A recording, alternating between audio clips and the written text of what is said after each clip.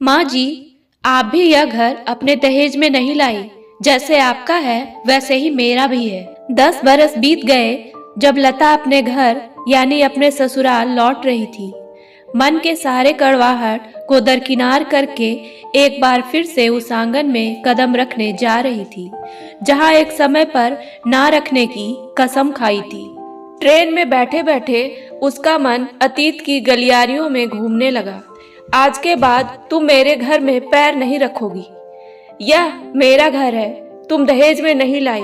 और लता ने शायद पहली बार पलटकर जवाब दिया था, माँ जी, आप भी यह घर अपने दहेज में नहीं लाई। यह घर मेरे भी पति का है। उस हिसाब से यह मेरा भी घर हुआ। बस लता की सास ने यह बात सुनकर अपना छाती पीट लिया। कैसी बहू आई है, बिल्कुल निर्लज, बिल्कुल शर्म नहीं है। निकालो इसको यहाँ से। मेरे पति की कमाई खाती है और मुझसे ही जबान लड़ाती है। लता बस रोए जा रही थी। मन में भरे बहुत दिनों से कड़वे दर्द को आज निकाल दिया। अब उसने भी सोच लिया था, अब नहीं रहेगी ऐसे ससुराल में जहाँ रोटी तो मिलती है पर इज्जत नहीं मिलती। गलती क्या है उसकी? दहेज में कम लाई, उनके रिश्तेदारों के लिए मन लायक जेवर और उपहार नहीं लाई, या पता नहीं। कुछ बातें लता के कानों में तीर की भांति चुभती थी। अरे किस्मत फूट गई, लड़की के माँ बाप ने कुछ नहीं दिया और बीमार लड़की हमारे गले बांध दी। शादी के तुरंत बाद लता को चिकनगुनिया हो गया था। उसके जोड़ों में हमेशा दर्द रहता था। फिर भी वह अकेले सारा काम करती रहती थी, पर लता की सास हमेशा कमियां निकालती रहती थी और कहती रहती थी, मेरी बहू काम ना करना पड़े इसलिए दर्द का हमेशा बहाना बनाती रहती है। अभी लता के पति की स्थायी नौकरी नहीं लगी थी। वह भी अपने पापा पर निर्भर था, क्योंकि लता की दादी सास कुछ दिनों की ही मेहमान थी। उनका पोता देखने की आखिरी इच्छा के कारण जल्दी से नीरज की शादी कर दी गई, जबकि नीरज की जब तक अच्छी नौकरी ना लगे शादी करने की बिल्कुल भी इच्छा नहीं थी। एक धरोहर के रूप में पुरखों का बनाया हुआ घर था और नीरज के पापा की सरकारी नौकरी थी। पर दादी सास की आखिरी इच्छा वही तक नहीं थी। जल्दी ही परपोता और परपोती देखने की इच्छा दादी सास के मन में जाग उठी। लता बिल्कुल तैयार नहीं थी। उसकी इच्छा थी कि जब उसके पति की कोई बढ़िया नौकरी लग जाए तब वह आगे परिवार बढ़ाने का सोचे, क्योंकि कुछ दिनों में ही उसे एहसास हो गया था कि वह अपने सास ससुर पर आश्रित है। पर किस्मत कभी भी उसका साथ नहीं दे रहा था। उसने कुछ सोचा और अपने पति से बात की, सुनिए जी, क्या मैं कहीं नौकरी देखूं? पर तुम कैसे करोगी? हमारे घर की बहू नौकरी नहीं करती। पर जब तक किसी एक की नौकरी नहीं लगती दूसरे को तो करना पड़ेगा ना। मैं ढूंढ रहा हूं ना, कहकर नीरज आश्वासन देता रहा। इधर लता के ससुर जी अपनी बहू से नौकरी कराने को राजी नहीं हुए। लता के पति ने छोटी मोटी नौकरी ढूंढ ली और कुछ समय पश्चात लता के पैर भारी हो गए। बहुत बहुत बधाई हो मीना जी, मिठाई खिलाओ, अब तो दादी बनने वाली हो।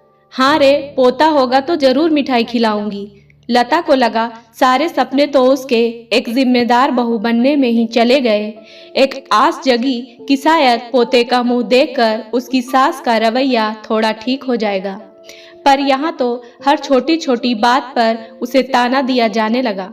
मीना जी ऐसा कोई मौका नहीं छोड़ती थी लता को नीचा दिखाने की। उसके कपड़े से लेकर गहने से लेकर उसके खाने पीने, दवा, हर चीज का खर्चा गिनाने लगी। नीरज हमेशा उसे चुप रहने को ही कहता था, पर कहीं ना कहीं उसके दिल में यह बात खटकती थी कि लता के साथ ज्यादती हो रही है, पर कुछ बोल नहीं पाता था।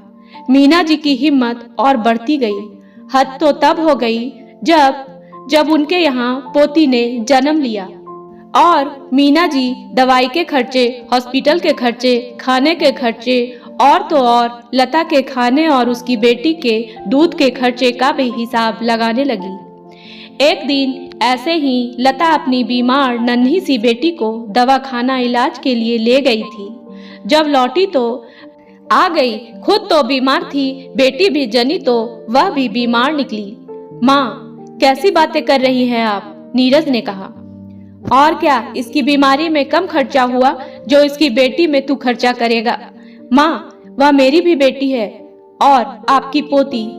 कैसी है रे तू, मेरे बेटे को ही मेरे खिलाफ भड़का दी। मेरी ही कमाई खाती है और मुझसे। माँ जी, आप हमसे बड़े हैं, इनकी स्थिति आप सबसे छुपी नहीं है। याद करिए, आपने ही कहा था एक पोते का मुंह दिखा दो, बस बाकी हम संभाल लेंगे। हाँ कहा था, पर पोते के लिए, लड़की के लिए नहीं, वह भी बीमार। इससे अच्छा होता जन्म लेते ही मर जाती। माँ जी, लता के आंखों के कोर गीले हो उठे। मातृत्व का दर्द बाहर छलक पड़ा। एक शब्द भी आप मेरी बेटी के लिए मुंह से नहीं निकालिएगा। क्या? मेरे ही घर में रहकर मुझसे ही? निकल जा मेरे घर से। लता के अंदर का ज्वार भाटा फूट पड़ा। उसने भी कह दिया, माँ जी, आप भी यह घर दहेज में नहीं लाई। जैसे आपका है वैसे ही मेरा भी है। लेकिन आगे परिस्थिति इतनी बदतर हो चली कि अपनी बच्ची के उज्जवल भविष्य के लिए फिर लता अपने पति के साथ शहर आ गई। धीरे धीरे सब सीखकर एक स्कूल में बच्चों को पढ़ाकर अपने सपनों को पूरा करने लगी। साथ ही और लड़कियों को भी प्रेरित करने लगी कि हर लड़की को अपने सपने पूरे करने का पूरा हक होता है। अचानक ट्रेन की रफ्तार धीमी होने से लता के विचारों को भी ब्रेक लगी। मम्मी, हम कब पहुंचेंगे दादी के यहाँ? बस कुछ घंटे और। समय बदल चुका था। लता ने अपना दाया पैर बढ़ाया ही था कि उसे अपना वह दिन याद आ गया जब उसकी सास मीना देवी दौड़कर चावल से भरा कलश ले आई थी।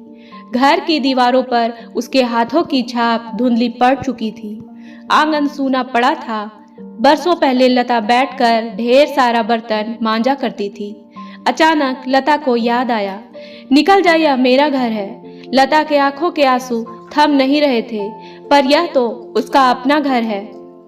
मीना देवी अपने शरीर से लाचार हो चुकी थी। लता को देखकर उनकी आंखें शर्म और पश्चाताप से भीग चुकी थी। लता ने दौड़कर अपनी सासू माँ के पैर छुए। मीना देवी के मुंह से बोल फूट पड़े, बहू लता, अब तो छोड़कर नहीं जाएगी ना? मुझे माफ कर दे। देख, मैं बीमार हूँ, मेरे हाथ पैर काम नहीं करते। नहीं जाएगी ना? तभी उसके ससुर जी घर के अंदर से गुड़ लाते हुए बोले, बधाई हो नीरज की माँ, तुम्हारी बहू तुम्हारे घर की लक्ष्मी।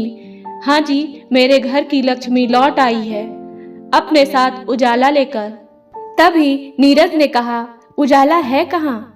तभी उजाला आकर दादी के गले में झूल गई और मीना देवी अपनी पोती पर प्यार लुटाने लगी। 10 बरस के बाद फिर से घर की दीवारें चहक उठी। उम्मीद है दोस्तों कहानी पसंद आई होगी, तो मेरे वीडियो को लाइक करें और मेरे चैनल को सब्सक्राइब करना ना भूलें। धन्यवाद।